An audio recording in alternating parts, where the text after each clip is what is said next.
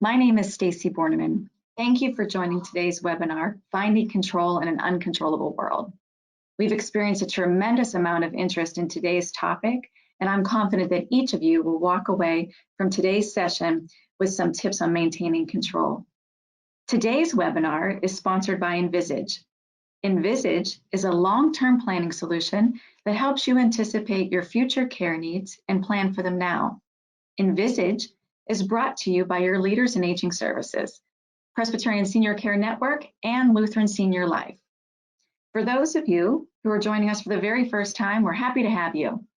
And those of you who are back for another opportunity to enjoy the benefits of the webinar series offered from Envisage, we thank you for your continued support. How many of you envision a future of living independently and doing so in the home that you love? How many of you are focused on health and wellness? Or wait, maybe wish you were a bit more focused on health and wellness. How many of you are concerned about protecting your assets for bigger and better things other than long-term care costs as we age? And on top of all of this, how many of you want to ensure that you're not a burden to those that you love? If any of these topics resonate with you, then Envisage just might be the right option for you. Today, I have the true privilege of welcoming our guest speaker, Chris Flickinger. Chris is internationally recognized among the top 1% of performance consultants and has studied under the guidance of world-renowned professors at Harvard, the University of Pennsylvania, and MIT's Sloan School of Management, where he learned negotiation science and psychology of influencing. Today, Chris is going to share tips for maintaining control in a world that sometimes just feels uncontrollable. Certainly feels like a relevant topic for this time. May I add, before I turn it over to Chris, everybody might want to consider having a pen and paper because it's a very interactive session and you just might find yourself wanting to take notes. So thank you, and I'll turn this over to Chris. All right. Well, thank you very much, Stacy, for having me on. I'm honored to be here. And that's what this is all about, is how to maintain control when so much seems out of control. And that's one of the things that Envisage does that I think allows people to recapture some of those situations in life that might be a little more stressful than they have to be. It's all about maintaining control. But how do you do that, right? That's the trick. So one of the things that, everyone gets, well, I shouldn't say everyone, but a lot of people get upset with or a little bit anxious with are these roller coasters. I mean, my goodness, you climb into the top, right? And you're captive, you're stuck in this cart and it's going to go over the edge and oh my goodness, and you might end up feeling like perhaps this little girl here where there's some excitement, right? There's some thrill, some exhilaration, but then there's moments of sheer panic and dread. But it's kind of this up and down ride. But then maybe you don't have any thrill or joy with anything that's the least bit chaotic. Maybe you're a little bit more like this feeling, where it is, get me off this ride. I don't want to be here, but you're stuck. And so that's a lot about stress and worry. Now, look, I understand that some of you watching might really enjoy Kennywood. You might really enjoy going to some theme park. And so, stress and worry with regards to a roller coaster, that's not really an issue for you, right? And I understand that. So let me see if I can't invoke a little bit of stress or worry in your mind to help prime your thinking for this. So before we get into where I'm going to take you there, because I don't want to stress you out too much. This is going to be an interactive session. The goal is to help you with some specific issues, right? There was something that brought you here, something that piqued your interest to come to this session today. So what I'd like you to do is go through a few little exercises with me. I promise you that if you go through them, you'll walk away with a much better feeling and understanding of how and what you can do to maintain control during stress. So the first engagement is pretty simple. I just want you to comment in the comment section. Comment on two things that you used to hate, but now you enjoy. And by the way, it's things, right? No people here, right? No people, but two things that you used to hate, but now you enjoy. Things that people have told me in the past are things such as exercising, elevators, quiet time, traffic, cooking, the holidays, 2 things that you used to hate, but now you enjoy. Go ahead and comment in the comment section, and I'll wait to see what some of those things looks like. So we have a few comments here. Let's take a look here. Let's see.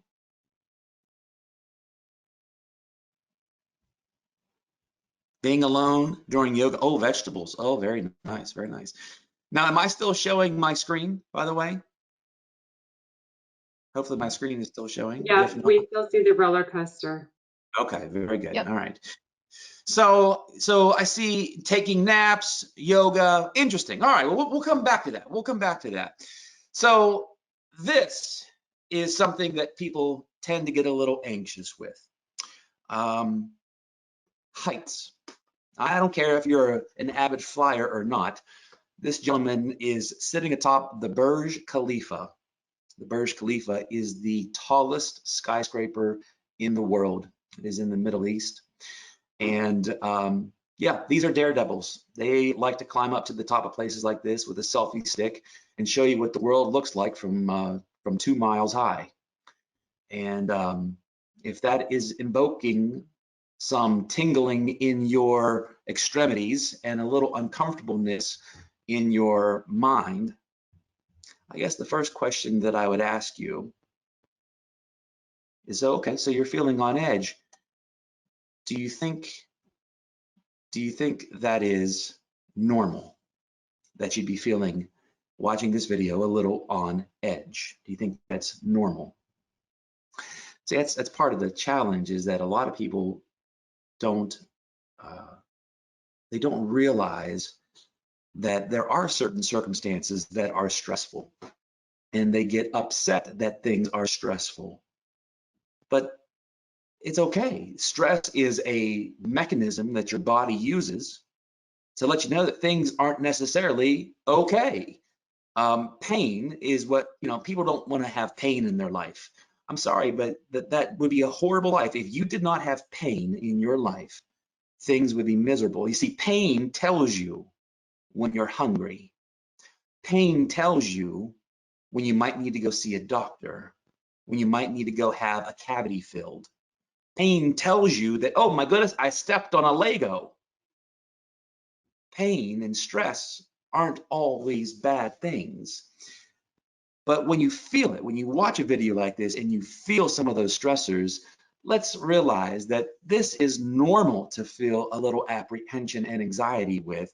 And let's not be upset that we have some stress or anxiety with this. It's normal. And that's what you want to keep asking yourself.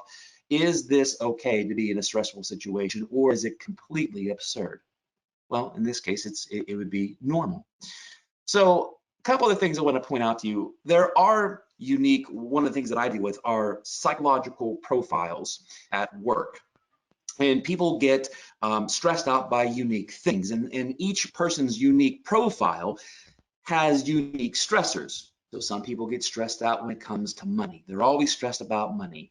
Some people, it's about time. They always see the clock ticking. Everything's going too fast, or things aren't going fast enough. Some people get stressed out. Their default stressors because they fear humiliation. Anytime where the spotlight's on them, there's added stress, or sometimes they feel as if a spotlight is on them, even when it's not. Sometimes people just don't like change.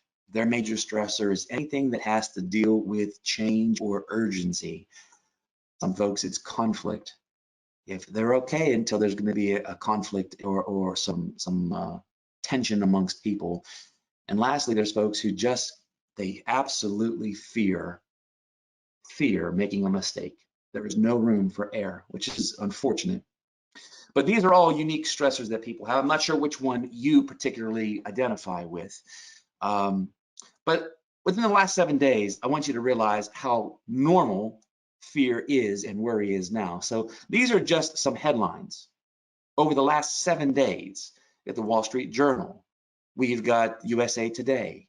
We've got people, even young people, the folks who are supposed to be, no care in the world, are finding it hard to deal with their mental health during COVID. Depression, anxiety. depression, anxiety. You see a common trend. You're not alone if you feel this way. It is a time, this is unprecedented times, and if you are feeling stressed out or worried or even depressed, it's normal. Let's realize that it's normal.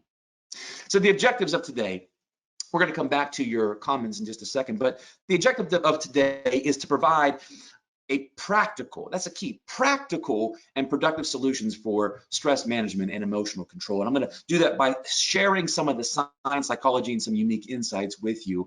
And to do that, I'm going to make this interactive. And that's where we get into what we're going to focus on.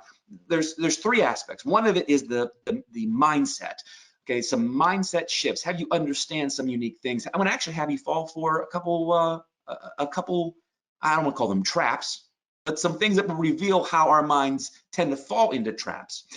Then get into some performance shifts, some action steps that you can take, right? Some really easy things that you can start to do to lessen and better control and manage the stress and anxiety. And then lastly, some specific applications. This is going to be interactive. I'm not going to lecture. I don't do the lectures. I don't do lectures even with my executive coachings. This is going to be highly engaging. Your comments, you can ask questions. We have folks on behind the scenes who are looking, and if you have a specific question, we're going to answer that specific question, as well as provide some of those other unique insights. So one of the things is the application. Look, you signed up for this. No one's hopefully forced you to be here. So that means that there is something that is bothering you. There's something that at night is keeping you up, in the morning is on your mind, and in the evening throughout the day is turning your stomach. So what I'd like you to do is I'd like you to think about it. What is it that is bothering you? Because I'm going to have you in just a moment here. I'm going to have you write that down, because we're going to work with that specific issue throughout the course of this, so that you can use it. In fact, let me go ahead and show you something here, because what I'd hate for you to do, is to go through this seminar, this webinar, and for it to just be a waste of time. There are three ways that people learn, and one of them is really the only way that works. The other two don't quite work as well. Let me show you what I mean. So let's say that we have an event that happens. Okay, we'll call it the event. Well, there's a timeline, right? And this timeline moves this way. Well, look, I don't know what stressor that's coming up in your life that caused you to want to sign up here, but that's the event, the stressor, right? Well, look, you can, before the event occurs, get some knowledge of the event, which is what this seminar is, right? You could leave it just as a knowledge thing. But hey, look, how many classes and books have you read that you've completely forgotten about the content, that you haven't really used? I mean, you know it, but you didn't use it. I mean, did you go through high school? Did you go through college? How much do you really remember? So while gaining knowledge is wonderful, it's not very practical. And then there's what you can do. You can do after the event. You can do after the event reflection. So now we're after the event, and hey, we're gonna look back at the event and kind of examine it and see what we can glean and learn from it. Here's the problem with that one. That is the most expensive way to learn. The most expensive way. Why? Well, first of all, it takes someone being self-aware enough to want to look back, take the time to look back at the event. But the reason it's so expensive is because, my goodness, let's hope that this event wasn't something huge, that we just missed an opportunity, or that it cost us something drastic. So, learning after the event, that's not so good either. That's very expensive. So what's the best time to learn? The best time to learn is right before the event, with some preparation. But here's the key: preparation with some practice. You got to practice for the event. That way, when we get there, it's not a surprise. We have some skill sets. We have some muscle memory to use for that event. So what I'm going to ask you to do here today is to indeed use some real examples from your life. So that being said, Let me give you a little bit of background on me. So I am a performance consultant. I am not a psychologist, which is wonderful because you're not a psychologist either, I imagine. Why is that to your benefit that I'm not? Well, at age 24, after graduating summa cum laude, yes, the very top of my class from one of the world's top journalism schools, Ohio University EW Scripps School of Journalism, after being at some major networks for the news in Washington, D.C., New York City, and upstate New York, at age 24, I was diagnosed with panic anxiety disorder, agoraphobia, OCD, and clinical depression, all at once at 24. They tend to not let those types of folks go on the air, so I had to make a career shift. And for the next 3 years, I was rendered, for the most part, disabled. I couldn't even walk outside of my house to go to the mailbox. I couldn't go on long trips, couldn't eat in a restaurant, could barely talk to friends and family, literally could barely talk, couldn't work up the ability to do it. Stress has some physiological as well as psychological implications. Started back in the workforce as a salesperson of all, right? What else could I do? I didn't want to sell something. But I got involved in talent development, got into that industry, and it fascinated me. And I was able to get into it because one of the premier psychologists in the region, perhaps even the country, who specifically deals with these types of issues, panic, anxiety, depression issues, I was able to see him. He's actually in the Pittsburgh area, and he helped me more or less rewire and rebuild my mindset approach to work and to life. And so I'm not a psychologist, but I am somebody who has probably been in the depths of this thing more than most. And I've been able to climb back out. And today it is what I do as a vocation.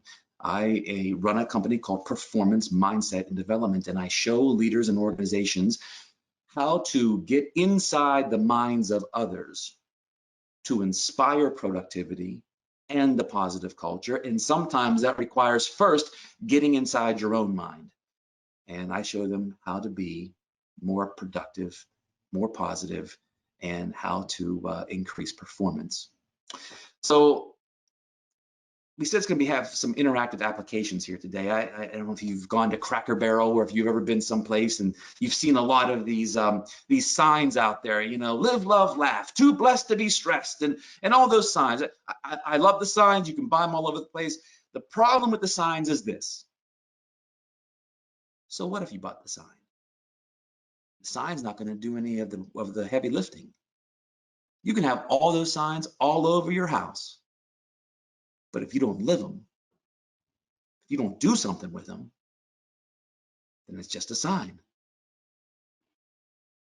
Don't go through this webinar and walk away the same person. Let me help you with some specific things that you're struggling with. Help yourself. Let's go through it. Let's not just go back to theory. Let's get some real prep here. So what I'd like you to do is I'd like you to write down, if you would, I say 3, right? Because maybe you have a few, but at the very least, write down one very specific worrisome thought that is plaguing you constantly over the last few weeks. What is that? Maybe it's something that is over the last few years. I don't know. But I'd like you to write it down in a couple things. I want you to write it down in a sentence form. I want you to be very specific, very vivid, very explanatory. It is important here because what we're trying to do is we're trying to get inside the way that you are thinking about this challenge. So I don't know, but maybe it's 3 sentences, but I want you to write down what it is that is your challenge. I'm going to give you 30 seconds to go ahead and do that. Write it down, and you can continue to mold it and draft it as we move forward. But please write it down and be very specific and very vivid. Go ahead and take 30 seconds for that.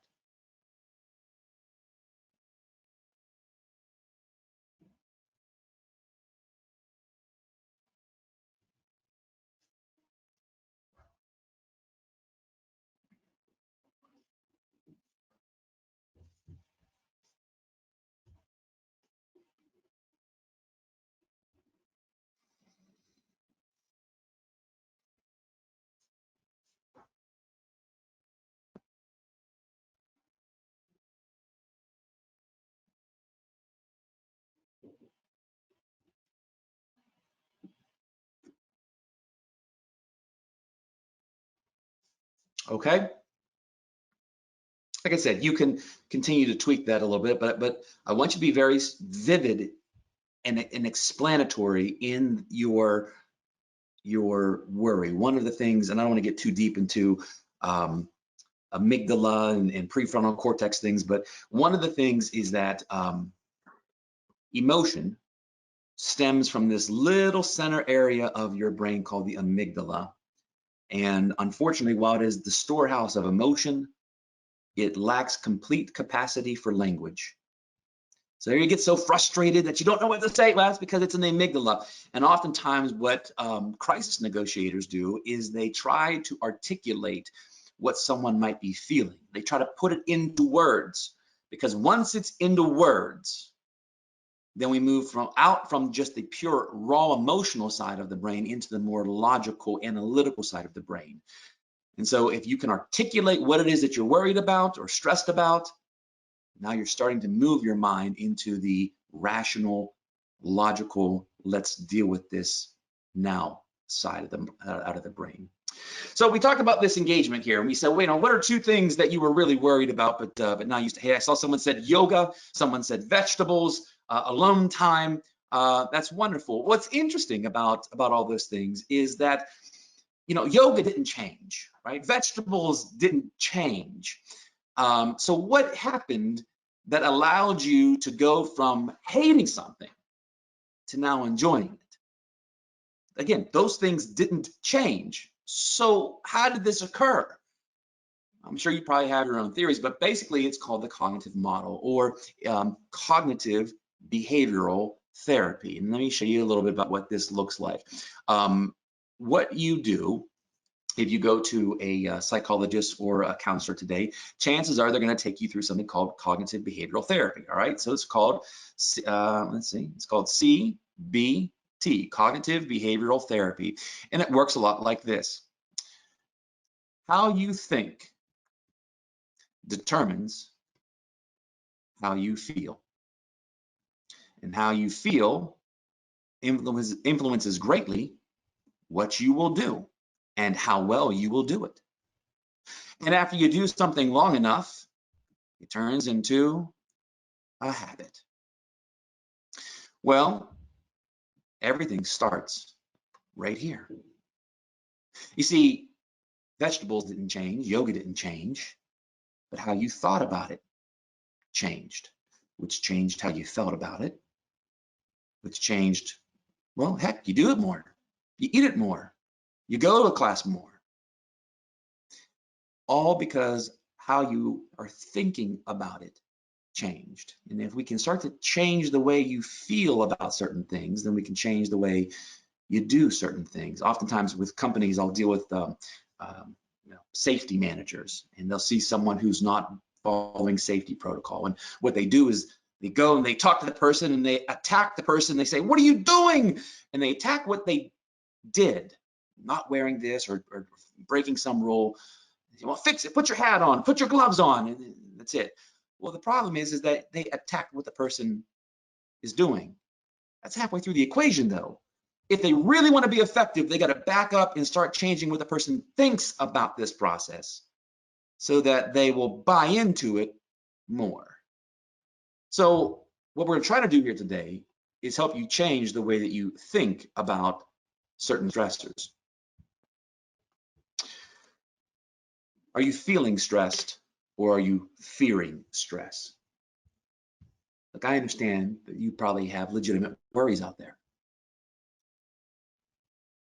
But stress is not all bad. This is called the Yerkes-Dodson performance curve. And basically, if you're a procrastinator, if you're someone who waits to the last minute to get something done, chances are it's because you don't feel enough stress with it yet. You're on the far left side of this graph. In other words, there's no stress, I'm not really interested in doing it yet. But my goodness, the hour before that talk, the hour before that sales call, oh, now you're starting to get stimulated. All right, do you see that there is just a small window of optimal stress? They call it E-stress. E-stress, there's actually a positive stress, and it's stress and fear actually light up the same areas of your brain. It's just in how you interpret the signals, right? So when you get a little nervous or anxious before something, if something's, before you go on vacation or before you give a talk, that's good. It keeps you sharp, it keeps you on your toes, it helps you think clearly, helps you stay focused, unless you let it get too far. And then you go into what they call de-stress or negative stress. And this is where people start to feel overwhelmed. Again, one of the biggest problems is that when people feel stressed, they start to fear the stress. They see it not as being normal, and they go straight from 0 to 100, not realizing that some stress is okay. It's what you do with the stress, which we'll come to see. All right, so I want to take you through a couple things. We've seen a little cognitive behavioral therapy normalize that there is positive and negative stress. What I want to do now is let you know that a lot of this has to do with how you interpret events. And this gentleman here, Martin Seligman, who wrote this in the New York Times, one of the top psychologists in the world. He will go down in the history books as, it's going to go Freud, Adler, Skinner, Jung, Seligman. Just a phenomenal guy. But basically, when you get into stress, it's in how you deal with the past, present, and future, and how you interpret those events. All right, so let me give you an example here. So we have the past, present, future, right? Time moves this way. We sit here, but we have this unique ability to not just sit in the present. While you are in the present, you have this unique ability to exist in the past and in the future all at the same time. And if you're like me, you become a pro at going through what-if scenarios, playing them out to the nth degree, and living so far in the future that it is debilitating. You are onto that de-stress side. It is overwhelming. Or perhaps you are so caught up and so depressed, or so you don't have any hope for the future because you think that things aren't just going to work out, right? Anxiety and depression are all part of the same tree, just different branches. So what do you do with this? Well, how about this? If you are anxious, again, you are sitting here in the present. If you are anxious and you're having way too many what ifs, what I'd like you to do is start to reinterpret the past. And what I mean by reinterpret the past. So for instance, I have a tendency to get anxious before I go and give talks. Yeah, that's right. Even though I do this for a living, I tend to get anxious, and I'm always concerned. I'm always sure that the upcoming talk is going to be a complete disaster. And what if this, and what if this, and oh my goodness, and what if this, and what if I can't talk again? Remember I said I worry about not being able to talk. Well, I look at the past. So wait a minute. What is the evidence? What is the evidence? What is the track record here? See, when you have way too many what ifs going on, when you don't think that you can do something, you need to look back to the past and say, wait a minute here, what evidence do I have? What have I learned? What patterns do I see? What are my wins in the past? Where are my misses in the past? Where are the areas that I have to learn from in order to help better predict and prepare for the future? You see, the future is not a void thing. It's not a vacuum. It doesn't just happen. It happens as a progression. And you need to fall back more on your track record and success and your pattern of doing things and achieving things than thinking that all of a sudden things are just going to fall apart. At the same time, if you are depressed, people who are depressed tend to live in the present. They tend to dwell on the past. And when they look at the future, the people that are depressed, what they don't see are a lot of possibilities. This is actually called prospective psychology. And it goes back to Dr. Seligman's article there in the New York Times. They did a study. They researched 500 people in Chicago. They gave them little beepers. And they said, hey, when we beep you, we want you to log down what you're thinking about at the moment. So they did this for a while. People would get beeped and they would write down that. People predominantly think about the future, where they're going, what they're going to do, what they're going to plan for, where they're going to go, how they're growing, how they're learning, how they're developing, their grand plans. But people that are depressed tend to see fewer options for the future. That doesn't mean that they're legit. It means that they just don't see these options. And so if you don't see hope and prospect in your future, you need to start looking at what are some of the other avenues that I have at my disposal. Let me give you a quick example of this. It's kind of like a math formula. Now, if you watch real carefully here now, all right? This is like a math formula, and I'm not sure if you're good at math or not, but psychology, especially if you get into statistics, is very much math oriented. And this is this whole particular issue is specifically like math. Now, when I say it's like, I'm sorry, I see it looks like somebody's saying something here. 9 times 2. Oh yeah. Thanks for proving my point. See, if you just notice that 9 times 2 is 20, and you're saying that, Christopher, this here is wrong. I mean, not only can this guy not talk well, he can't do math well either, right? Well, you proved my point. You see, there's 4 equations on that board right there. There's 4 equations on that board. However, you only point to the one that's wrong. You're only focused, you're only fixated on the one that's wrong. But there's 3 that are right. There's more right on this board than there are wrong, but you only point out to the one that's wrong. Jeez. That's a tough life to go through.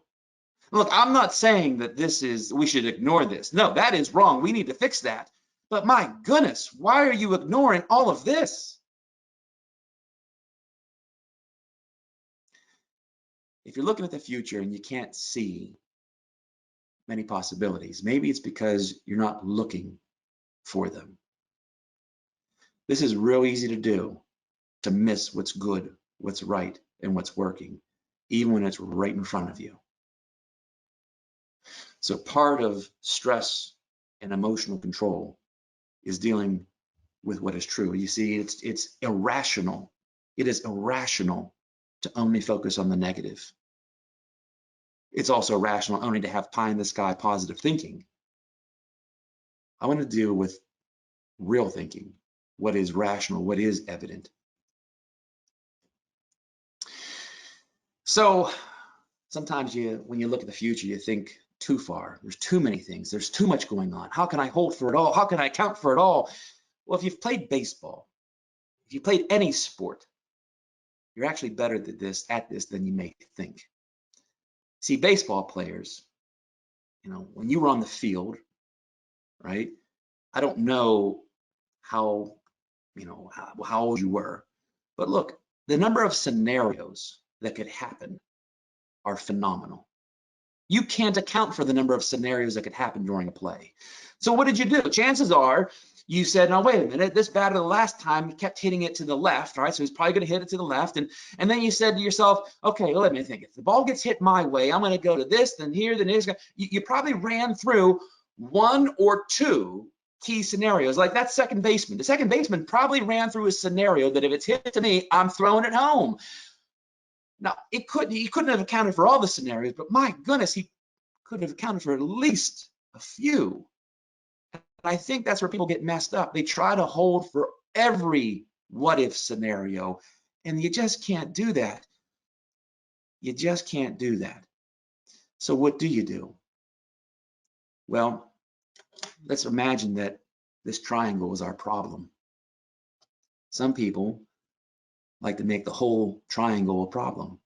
The entire triangle is the problem. They make a mountain out of the problem. That's not helpful. I can't hold for all of those scenarios. So here's what I'm going to do. I'm going to spend, let's say, 30 minutes dealing with the problem. That's it, 30 minutes. I'm going to come up with a plan. I'm going to spend 30 minutes. So 10% of my time, I'm going to try to articulate what that problem is. I'm going to spend most of my time saying, what are my options? What are my options? Okay, of all the options, which ones can I institute? How about one that happens now? What can I do right now? There might be a few that have to wait a little bit. And then the last bit of time I'm going to spend, okay, now what action am I going to do? Who's going to do what? When will I do? Let's get this train in motion. The problem is that people get stuck on the problem. They go through way too many what if solutions, way too many awfulizing scenarios. And they play way too many outliers. Look, the famed psychologist Robert Ellis talked about awfulizing things. Oh my goodness, it's awful. Yeah. Well, worst case scenarios are indeed outliers, just as best case scenarios are. Worst case and best case scenarios are outliers. So aside from those, what are our options? And what are some actions that I can take right now? And what are some that might have to wait a little bit? Okay, and then let's start knocking this off. Stop regurgitating and fixating and dwelling on the problem. Start solving for the next step. I can't solve the solution right now. That may take years, but I can certainly solve for the next step, just like a baseball player would. I'll try to go through these options a little faster here. This is a unique thing. Let me give you a quick example. So for instance, it says Chris Flickinger is a rich man, Chris Flickinger is a poor man, right? Contradiction, right? It's a contradiction statement. Rational motive behavioral therapy says, whoa, whoa, whoa, whoa. You may have fallen for a trap. You see, there's an activating incident. I showed you these two statements. There's an underlying belief. Chris, those are contradictions. They seem rather blatant. And then there's the final conclusion. Those are contradiction statements. Well, I'm sorry. Those two statements are not a contradiction. You see, your underlying belief has tripped you up. Chris Flickinger is a rich man and Chris Flickinger is a poor man. See, it probably got you at first. You probably jumped to the conclusion that those are contradictions, but they're not. So rational motive behavioral therapy says, whoa, whoa, whoa, let's check those beliefs of ours. Let's analyze and question our belief, and maybe there's a different conclusion that is just as rational. And in order to do that, you have to start thinking like a lawyer. All right. Can you make Chris Flickinger as a rich man and Chris Flickinger a poor man not contradictions?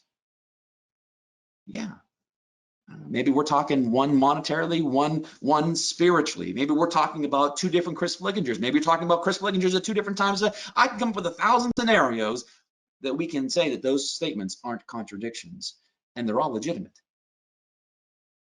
So maybe you should start questioning your beliefs. So for instance, an activating incident, coronavirus, business closing, economy, upset, whatever it is, there's an activating incident, underlying belief, oh my goodness, the world is falling apart.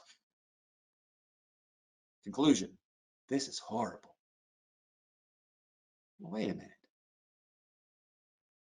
Wait a minute. Is there another option here? Well, how about this?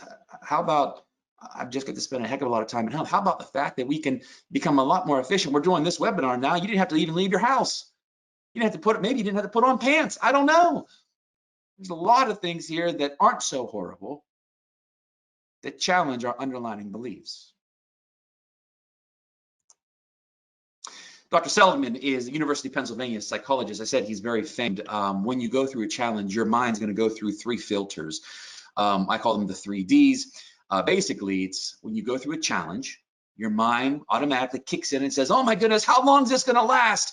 And if you're going to be successful in dealing with the stressful event, you're going to position it in 2 ways. Either you're going to say, this is going to go on forever, or no, this is just going to be a blip on the radar. Now, let me ask you, when your mind jumps through the duration filter, which side of the filter do you think is more productive? Oh my goodness, this is going to last forever, or just for a little bit. The second filter that your mind goes through is, oh, this is such a disappointment. Okay, well, here's where the spectrum lies in the disappointment filter. It's universal or it's localized. In other words, if you failed a math test, are you going to say, there it is, it's official, I'm an idiot? Or are you going to say, you know what? I happened to really mess up that section of this math in this grade. I can fix it. See, one is a universal indictment versus just a localized incident. And the last issue is, what are you going to do about it? What are you going to do about it? Are you going to roll over with the disappointment? Or are you going to try to fight, claw, scratch, whatever you have to do to take back some control? And that's the biggest issue here. What is the biggest difference between an optimist and a pessimist? I don't know what you think you are. I know a person says, well, I'm a realist. Wait a minute, if you're a realist, do you agree that there are some positive things that could happen? Yeah, I agree. Oh, good. Then you're an optimist. There is no realist. You're an optimist or you're a pessimist. Pessimist thinks everything's going to end up horrible, and an optimist says, yeah, but there might be one that ends up well. And if you agree that both cases are true, then you're not a realist, then you're an optimist. As soon as you think that there's the smallest sliver of hope, you're an optimist. But what's the real difference between an optimist and a pessimist? An optimist takes action. And in his book, he says, look, there is such a thing called learned helplessness. Learned helplessness are the pessimists. They're the people who something bad happens and they basically just roll over and take it. Versus a learned optimist. In other words, it's learned. You can learn it. You can develop a skill. And it's that, hey, listen, I don't care what happened. I don't like it, but I'm going to do whatever I can to take more control back so I can do something with it.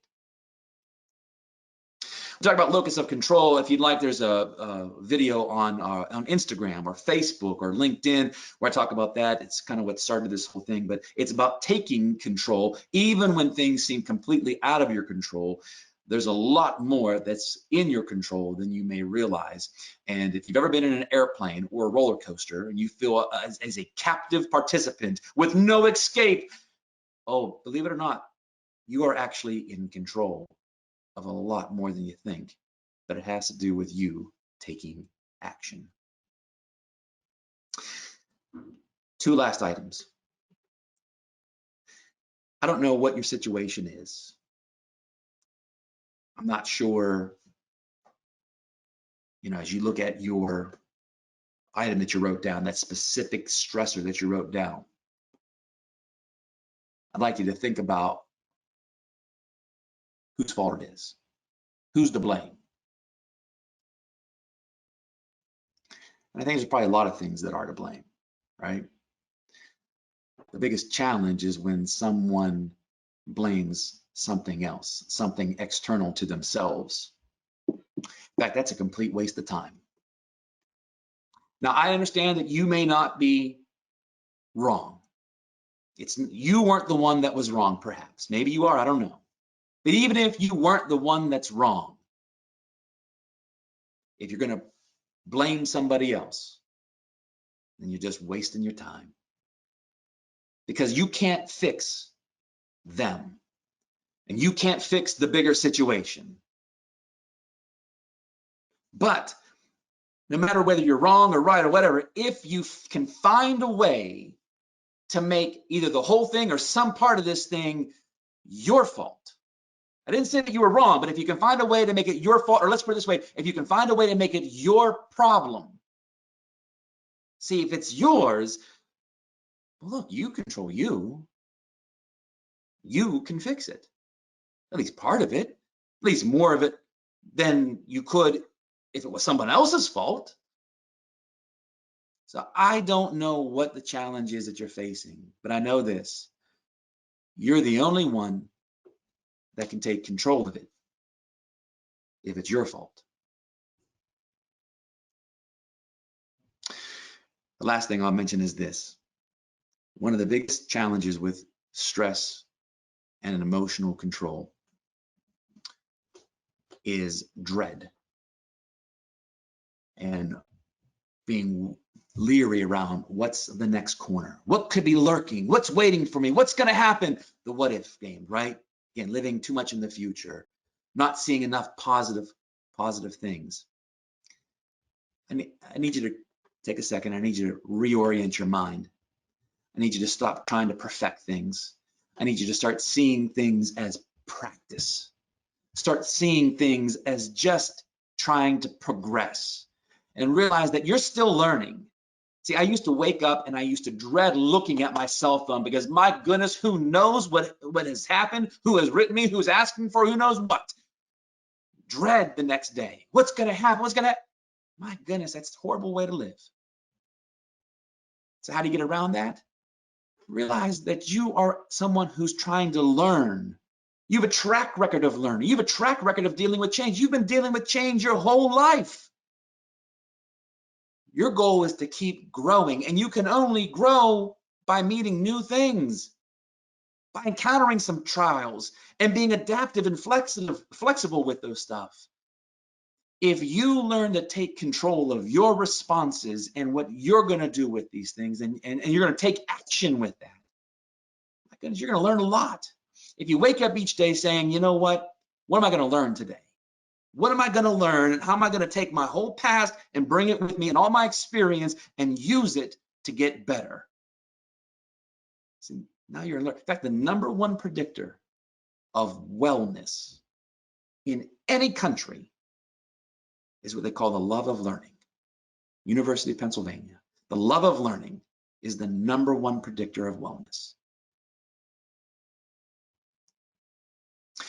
I'll leave you with this. The Pittsburgh Steelers, did some work with them, and Brett Kiesel, you know Brett Kiesel, he's the beard guy, the beard.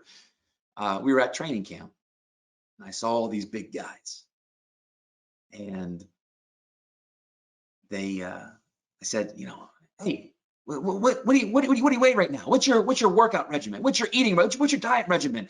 So what kind of weight are you trying to maintain? And I kept getting these weird looks from people, like I was nuts. So after about the 3rd or 4th person that this happened with, I went over to Brett, who had brought me there, and I said, Brett, did I miss something here? Why are they getting, Chris, you have to understand how we've been trained. There's no such thing as maintain. Sure there is. Maintain, maintain. No, Chris, no. You're either growing or you're dying. I said, what? That seems rather binary, right? And he goes, no, that's what it is. Because Chris, we live in a world that is constantly changing. The league is constantly changing. Our bodies are constantly changing. The plays are constantly changing. Everything is constantly changing. If we simply maintain, we'll actually be left behind. You're either growing or you're dying. I don't know specifically what challenge you're dealing with, but if I can help you, please, by all means, reach out. Hopefully something that was said here today can help you. Hopefully one of these tools or tactics can help you. Hopefully a mindset shift. Maybe it was just that, hey, my goodness, I saw that 9 times 2 equals 20, and I pointed to that one first before anything else. Well, then start putting this stuff into action. That's one of the things I love about Envisage, is that we don't know what the future is going to hold. But what they're trying to do is to let you have more control, let you have more action, let you have more of a say in the future. Take control away from somebody and then put them in a world that's constantly changing. Yeah, that would be very hard. But if you can grasp just a little more control over things that you can control, the future becomes a lot more brighter. I'd love to stay connected with you. If there's something that I can do to help you, whether it be for stress, worry, or perhaps something else with your business or your executive performance or professions or whatever it may be, or even more questions that we can't get into in this webinar, by all means, please reach out. If I can help you, certainly be glad to try. And with that, I will toss it back to. Thank you. Yeah. Thank you, Chris. Thank you. I hope all of you had an opportunity to have a couple takeaways with that. I know I certainly have. I'm going to begin to rethink about how my thoughts impact how I act, and then how I can form new habits at a minimum. So thank you for that very much, Chris. For your time, and for everybody on our webinar, we thank you very much for hanging with us at the beginning with our technical issues and staying on. We look forward to seeing you again at our next in series. Keep a lookout on envisage.org for future webinars to come. Thank you for your time.